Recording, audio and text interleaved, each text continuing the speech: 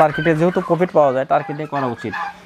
এরপরে আমি সব শৌখিন বাদ দিয়ে শুধু টার্কিটাই নিয়ে আসি। মাশাআল্লাহ। আপনি চাইলে যদি খোলামেলাভাবে 10 পিস পালেন তাহলে আপনি ফিট না দিয়ে পালতে পারবেন। সবচেয়ে বড় কথা, এটা 6 মাসে দেখা যায় যে 6 মাস পর থেকে বাড়তি থাকে, ওয়েটটা অনেক বেশি বাড়ে। আপনার 6 থেকে 8 মাস গেলে দেখা যায় 8 কেজি হয়ে যায়।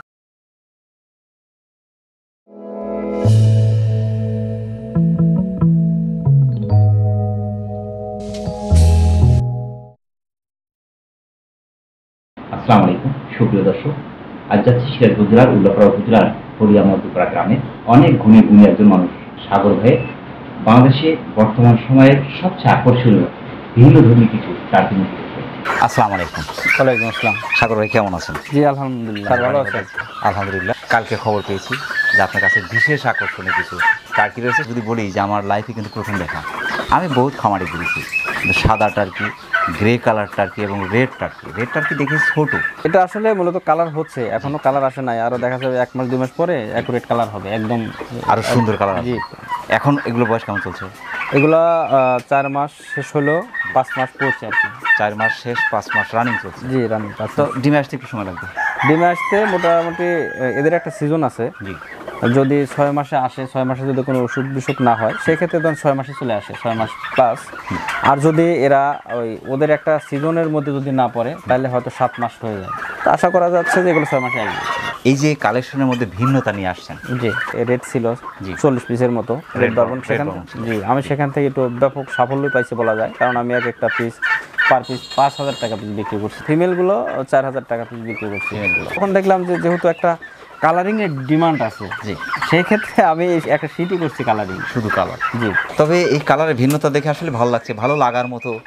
আর বিশেষ করে যারা টার্কি পালন করে আমার মনে হয় যে একটু ভিন্নতা নিয়ে আসা দরকার, কারণ ভিন্ন জিনিসের আলাদা ডিমান্ড থাকে সর্বক্ষণ। হ্যাঁ, অনেকে শৌখিনভাবে অনেকে কিছু কিছু টার্কি পালন করে, সেই ক্ষেত্রে আসলে ওই আপনার কোয়েল কালার বলেন, ব্ল্যাক কালার বলেন, এগুলো অ্যাভেলেবল। জি, কিন্তু এই যে রেড বারবনটা কিন্তু আসলে সচরাচর অতটা হয় না।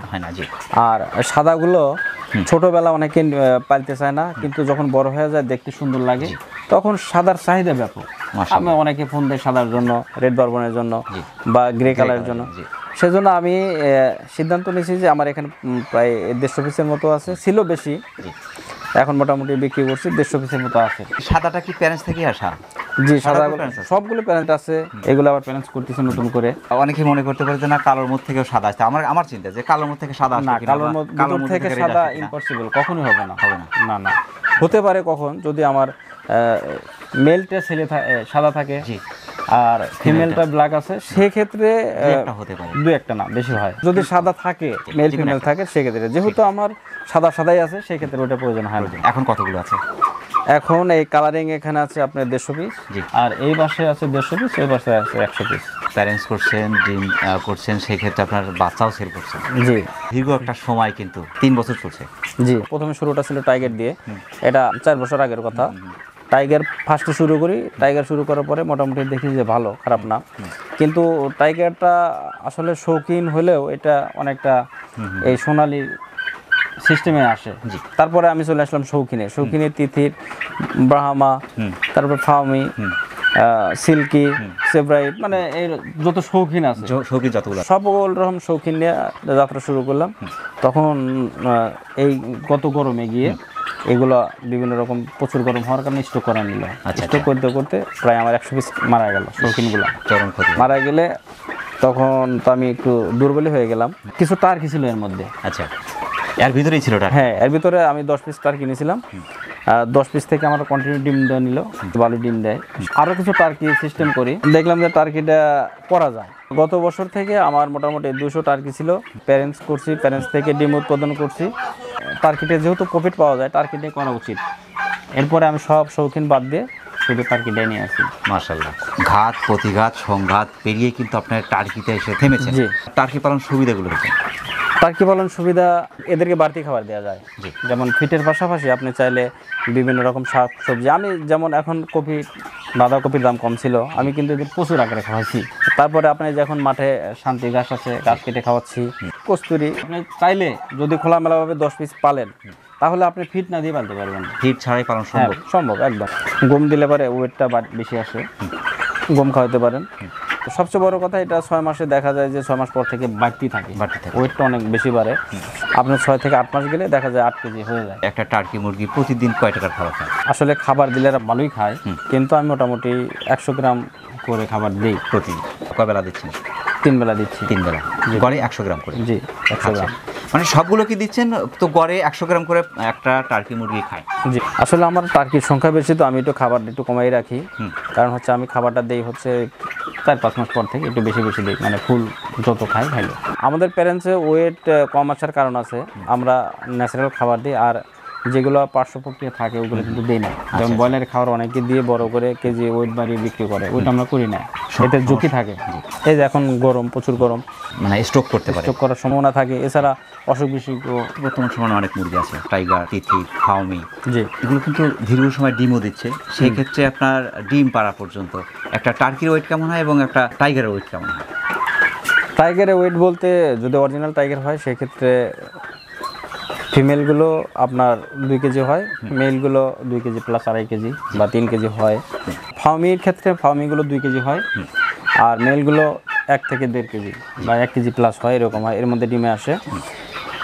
টাইগার, ফার্মি এরা মূলত 5 মাস প্লাস হলে ডিমে চলে আসে, কিন্তু টার্কিটা আসে না, কিন্তু টার্কিটা 6 মাস প্লাস হলে আসে। আচ্ছা আচ্ছা। আর যখন ডিমে আসে টার্কি, তখন টার্কি ফিমেলগুলো 3.5 কেজি থেকে 4 কেজি হয়। 3.5 থেকে 4 কেজি, হ্যাঁ, এবং 3 কেজি প্লাস তো অবশ্যই। আচ্ছা। আর মেলগুলো আপনার মোটামুটি 6 থেকে 7 কেজি হয়ে যায়। 6 থেকে 7 কেজি মেল, 6 কেজি মাসবি। খাবার খরচ কোনটার কেমন? খাবার খরচ সেম। যে বলুক যে ফার্মি খাবার কম খায়, না, একদম না। ফার্মি একটা টার্কি সমান খাবার খায়, ওজন বেশিও খায়, আপনি দিলে বেশি খায়। ডিমের প্রাণী বলা যায় ফার্মিকে। ওরা কিন্তু একটা না, আমি দেখেছি 6 মাস ডিম পাইছি আমি একটা না, কিন্তু অনেকে বলে 18 মাস ডিম দেয়, 10 দিন বা এরকম গ্যাপ দিয়ে আবার দেয় হয়তো বা, কিন্তু আমি 6 মাস মতো ডিম পাইছি।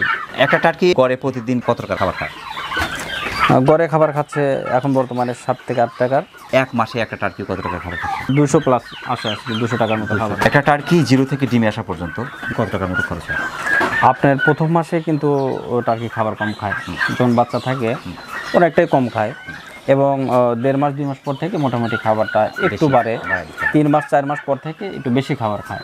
সব মিলিয়ে আপনার যদি আমি বলি ডিম আসা পর্যন্ত 6 মাসে যদি ডিম আসে, সেক্ষেত্রে আপনার 1500 টাকা প্লাস হয়ে যায় যদি খাবার দেয়।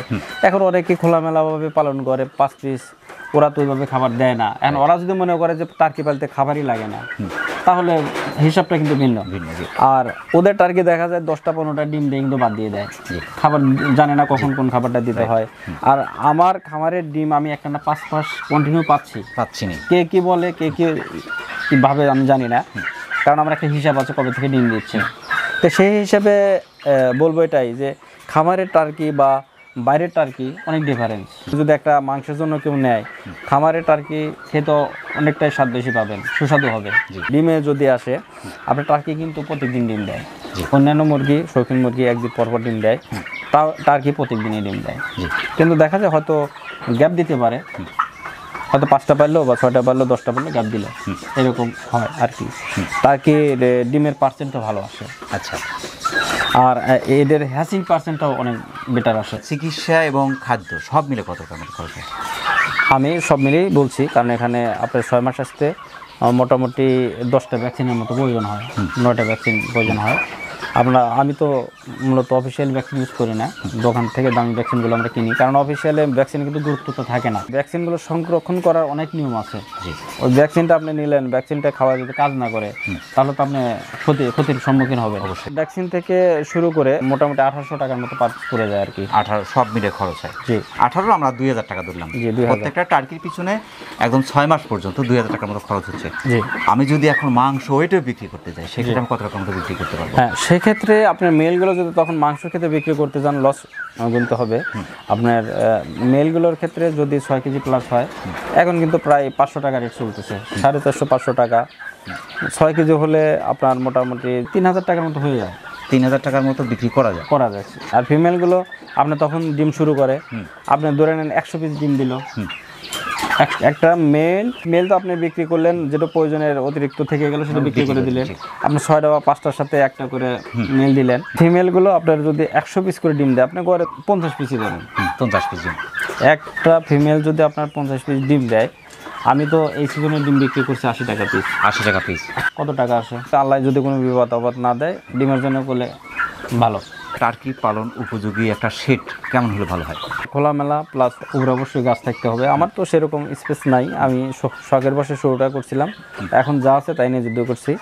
সাধ্য বুঝে যদি বড় আকারে করে, যদি খোলামেলা জায়গা থাকে ভালো। তবে এদের ঠান্ডাতেও সমস্যা, গরমের সমস্যা, এগুলো অবশ্যই চেক দিতে হবে যে যেখানেই রাখুক। এদের শরীর থেকে তাপমাত্রা উৎপাদন হয় না কিন্তু টার্কির, এটা কিন্তু মূল একটা বিষয়। আর এই টার্কিগুলো শীতের মধ্যে দেখা যায় অনেক সময় বড় টার্কি বা রানিং টার্কি কিন্তু মারা যায়। শীতের মধ্যে আমি এদেরকে হিটে বা তাপে রাখি। কালার টার্কি সংগ্রহ করেছেন, খুব চমৎকার। এগুলো তো প্যারেন্টস থেকে আপনার ডিম করছেন, ডিম থেকে বাচ্চা উৎপাদন করে সেই বাচ্চা সেল করছেন। জি, এখন জিরো বাচ্চার রেটটা কেমন চলছে? জিরো বাচ্চার রেট একদম কম বর্তমানে, কারণ হচ্ছে এটা ঈদ শেষ হলো, আজ ঈদের তৃতীয় দিন। ঈদের মধ্যে বা ঈদের আগে একদম এগুলো কম রেটে গেছে, 110 টাকা বা 100 টাকা পিস করে বাচ্চা গেছে। অথচ গত এই বছরে এই টাইমে ছিল 160 টাকা পিস, যেটা এক মাসের বাচ্চা এখনও 280 টাকা সর্বনিম্ন বিক্রি হচ্ছে। এক মাসের আর এটা নির্ভর করে হচ্ছে নিচে কে কয় পিস নিচ্ছে। 10 পিসের এক রেট, 100 পিস নিলে এক রেট, 50 পিসের এক রেট। কারণ হচ্ছে যে এই ডেলিভারি দিতে গেলে 10 পিস দিতে গেলেও যে খরচ, আপনার 100 পিস ওই একই খরচ। হ্যাঁ, এই ক্ষেত্রে ডেলিভারি খরচটা কম বেশি আছে, যার কারণে দামটা কম বেশি হচ্ছে। কম বেশি। রেড বর্মনটার রেটটা কেমন চলছে? রেড বারবন শৌখিনের মধ্যে পড়ে, তো 20-21 দিনের বাচ্চা বিক্রি করছে 800 টাকা পিস করে বিক্রি করছে এই মাসে। রেড বর্মন। জি। আর সাদাটা কেমন রেট চলছে? সাদাটা এখনো ওইভাবে বিক্রি করি নাই, ন্যাচারালি ওই কালো যে মুরগিগুলো যে রেট ওই রেটে বিক্রি করছে, এটা আলাদাভাবে কোনো রেট নেই। এটা কিন্তু দেখতে আকর্ষণীয়, জি, গ্রে কালার। এটা রেটটা কেমন চলছে? গ্রে কালার ডিমান্ড আছে, মানে এটা শৌখিনভাবে অনেকে নেয় রেটের মতো। এটার দামটার দিকে অতটা না, কিন্তু রেটটাই দাম বেশি। রেটটাই দাম বেশি। জি। আপনার রেডের চেয়ে কিন্তু আমার গ্রে কালারটা ভালো। গ্রে কালার অনেকেরই পছন্দ, অনেকে চায়, সেজন্য আমি এবার শুধু গ্রে, রেড, হোয়াইট, মানে তিনটা কালারই মানুষের চাহিদা বেশি। অনেকে 5 পিস 10 পিস করে পালার জন্য নেয়, ওদের জন্য আমি এগুলা। চিটাগাং অথবা খুলনা বরিশালের কোনো উদ্যোক্তা নিতে চায়, সেক্ষেত্রে পাঠানোর কোনো ব্যবস্থা আছে? হ্যাঁ, একদম। আমাদের চট্টগ্রাম, কক্সবাজার কন্টিনিউ মালামাল যাচ্ছে। সবচেয়ে নোয়াখালীতে পাঠানো একটু সমস্যা, এছাড়া দেশের সব জেলায় পাঠানো সম্ভব। টাকাটা কি আগেই পাঠাতে হচ্ছে না? টাকাটা জি, একদম আগে দিতে হচ্ছে। আমরা গাড়ি ভাড়া সহ আগে নিয়ে নিচ্ছি। হয়তো কেউ 1000 টাকাতে বুকিং দিল, উনি হয়তো 10 বা 20,000 5,000 টাকার মাল নিল, আমি এটা নিয়ে গাড়িতে যখন বুকিং দিলাম, গাড়িওয়ালার সাথে কন্ট্যাক্ট করে নিল যে হ্যাঁ মালটা বুকিং হয়েছে, ঠিক আছে। তখন উনি দেখলো ভিডিও কলের মাধ্যমে যে হ্যাঁ মালটা বুকিং দিছে, তখন আমাকে বাকি টাকা পেমেন্ট করতে পারবে। কেননা এটা কাঁচা মাল, আমরা ক্যাশ অন ডেলিভারি দিই না। এখানে কথা হচ্ছে গাড়িওয়ালা কিন্তু টাকা নেয় না। নতুন উদ্যোক্তা যারা টার্কি পালন এই সেক্টরে আসতে চাচ্ছে, জি, সেক্ষেত্রে তাদের কোন বিষয়গুলো জানা খুব জরুরি বলে আপনার মনে হয়? টার্কি অন্যান্য মুরগির মতো না, টার্কি আলাদা একটা জাত। মনে করি মুরগি, কিন্তু আসলে মুরগি না, মূলত একটা পাখি। কিন্তু পাখি, জি, এটা কিন্তু খোলামেলাভাবে উড়ে লাফা গাছে উঠতে পারে। এখন ছেড়ে দেবো, সবাই উড়াউড়ি করবে, জি, ঠিক আছে। উড়ে কিন্তু দূরে যায় না, সবাই আবার চলে আসে। ছেড়ে দিলেও ঘোরাফেরা করে এখানে চলে আসবে, কেউ কোথাও যাবে না। প্রত্যেকটা কিন্তু যথেষ্ট হেলদি। হ্যাঁ, এগুলো আসলে একটা অভিজ্ঞতার ব্যাপার থাকেই। আপনি যাই বলেন না কেন সাগর ভাই, যে আমি হুটহাট করে যদি নিয়ে শুরু করি, এটা তো অস্বাভাবিক। হ্যাঁ, নতুন উদ্যোক্তা করতে চায় ভালো, তারা আমাদের সাথে পরামর্শ করতে পারে, বা বড় যারা খামারি রয়েছে টার্গির, তাদের সাথে পরামর্শ করতে পারে। যারা অভিজ্ঞতা সম্পন্ন খামারি আছে, তাদের কাছে গিয়ে দেখে শুনে বুঝে শিখে তারপর সে শুরুটা করা উচিত। অল্প পালন করলে সে যে কেউ করতে পারে, তবে যদি এটা বিজনেস আকারে করতে যায়, সেক্ষেত্রে পরামর্শ নিয়ে করে ভালো, উত্তম। তো সাগর ভাই, অনেক ব্যস্ততার মধ্যে কষ্ট করে আমাদের চ্যানেল সময় দেওয়ার জন্য আমাদের চ্যানেল পক্ষ থেকে আপনাকে অসংখ্য ধন্যবাদ। সেই সাথে আপনার এই টার্কি মুরগির খামারে উত্তর সফলতা কামনা করছি। সফল থাকবেন। আসসালামু আলাইকুম। ওয়ালাইকুম আসসালাম, আপনাকে ধন্যবাদ। আপনি এর আগেও প্রতিবেদন করেছেন, আবারও করলেন, ভালো লাগে আপনারা আসেন মাঝে মধ্যে। প্রিয় দর্শক, আবারও সকলের সুস্বাস্থ্য এবং দীর্ঘায়ু কামনা করে আজকের মতো আমাদের সাগর ভাইয়ের টার্কি মুরগির খামার থেকে বিদায় নিচ্ছি। সকলে ভালো থাকবেন, সুস্থ থাকবেন। আল্লাহ হাফেজ।